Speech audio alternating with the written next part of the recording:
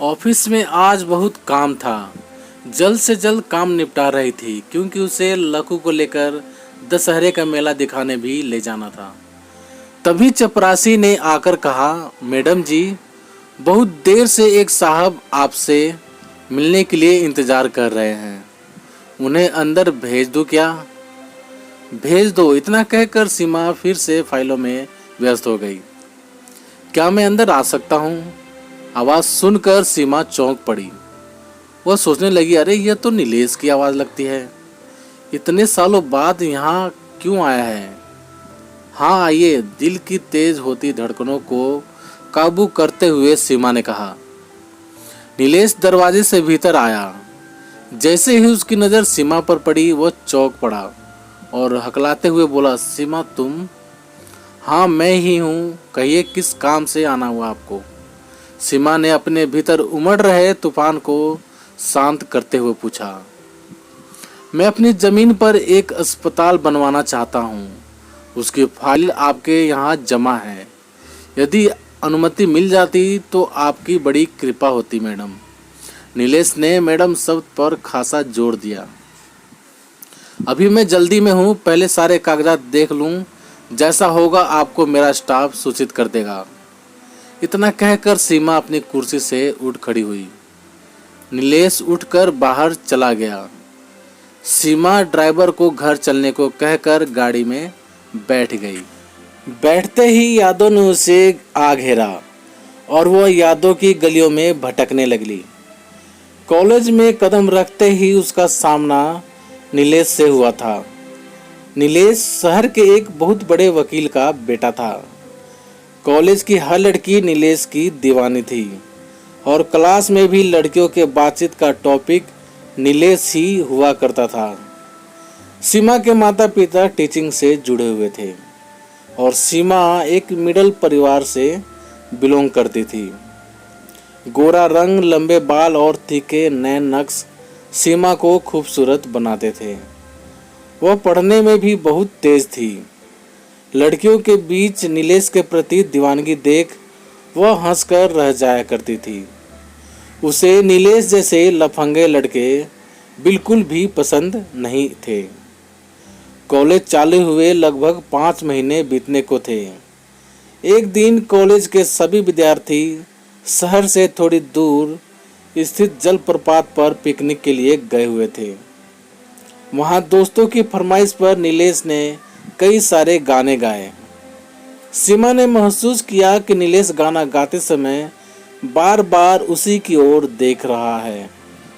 न जाने क्यों सीमा को भी नीलेश का उसे देखना अच्छा लगा। धीरे धीरे सीमा भी नीलेश की ओर खींचने लगी। शायद उसे इस बात का गर्व होने लगा कि जिस नीलेश का पूरा कॉलेज दीवाना है वही नीलेश उसे चाहने लगा है। अब नीलेश और सीमा के प्रेम के बारे में सभी को पता चल गया था और कॉलेज की लड़कियां सीमा की किस्मत से ईर्ष्या करने लगी थी।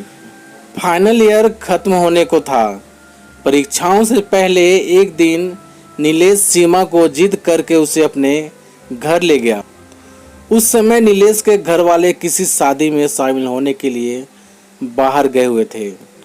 नीलेश ने मौके का फ़ायदा उठाना चाहा, परंतु सीमा किसी तरह वहां से बचकर निकल आई।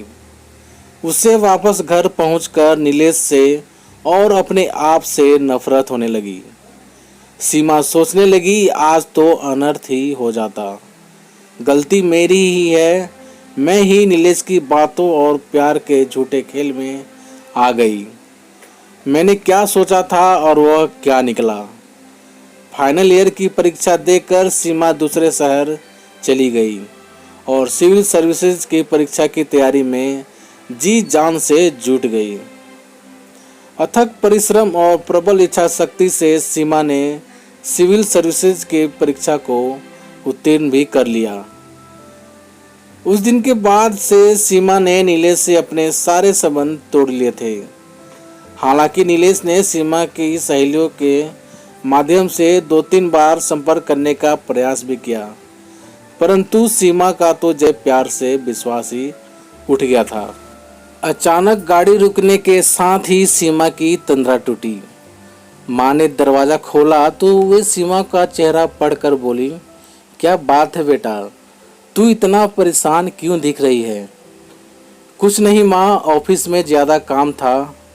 लकू कहाँ है? उसको आज मेला घुमाने का प्रॉमिस किया था मैंने, सीमा माँ से पूछ बैठी। लकू तो बहुत देर से सच समझ कर बैठी है तेरे इंतज़ार में। कम से कम नहीं तो 20 बार पूछ चुकी है कि मम्मा कब आएंगी। सीमा बेटा, तू कब तक शादी नहीं करेगी? ठीक है, तूने लकू को अनाथ आश्रम से गोद लिया है, परंतु उसे भी तो पिता का प्यार चाहिए। और क्या तू नहीं चाहती कि तेरे अपने भी बच्चे हों? फिर लोग भी कैसी कैसी बातें करते हैं कि तू कुंवारी होकर एक बच्चे की माँ बन गई है। माँ ने हमेशा की तरह सीमा को समझाने की चेष्टा की। तब तक छोटी सी प्यारी सी गोल मटोल लकू वहाँ आ गई और सीमा के गले में बाहें डालकर बोली, मम्मा मैं कब से आपका वेट कर रही थी, मेला देखने चलो ना। मेला घूमकर आने के बाद रात को थक कर बिस्तर पर लेटी सीमा की आंखों से नींद कोसों दूर चली गई थी। रह रहकर नीलेश का चेहरा उसकी आंखों के सामने घूम रहा था। नीलेश उसका पहला और आखिरी प्यार था। सीमा सोचने लगी, पता नहीं नीलेश ने शादी की होगी या नहीं, क्या पता वह भी अभी तक मुझे भूल नहीं पाया हो। परंतु अगले ही क्षण उसका दिमाग उसकी भावनाओं पर हावी हो गया। यह कैसी मूर्खतापूर्ण बातें सुन रही हूँ मैं।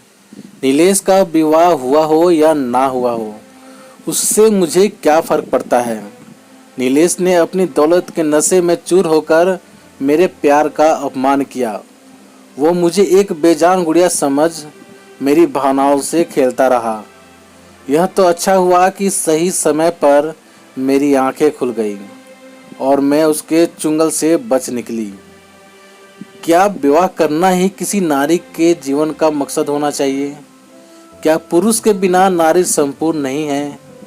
आज मैं सशक्त हूँ। मैंने सिविल सेवा भी इसीलिए चुनी थी कि मैं समाज के उत्थान में अपना योगदान दे सकूँ। मुझे लकू को पढ़ा लिखा कर अच्छा नागरिक बनाना है और लकू जैसी अन्य दूसरी बच्चियों का भी जीवन संवारना है।